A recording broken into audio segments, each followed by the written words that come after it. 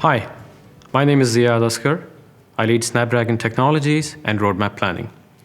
Today I'm going to be talking about how AI is completely transforming multiple industries that we are engaged with. But let us start with where we are already.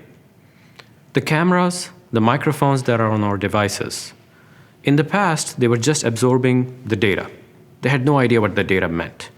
With AI, what we have been able to do is to give them that intelligence to know what they're looking at, to know what sound they're absorbing, and that has completely changed the experience for consumers and customers alike. Just look at some of these use cases that we've already lighted up in our products.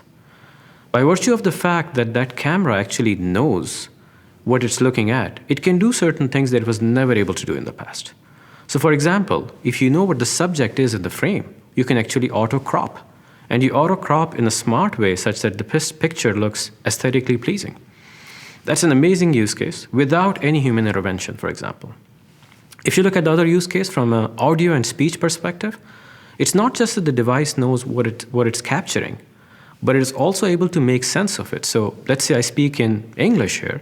My device is able to translate that into any language, is able to relay that across using 5G technology, and we can have a conversation across two different parts of the world between two people who don't even speak the same language.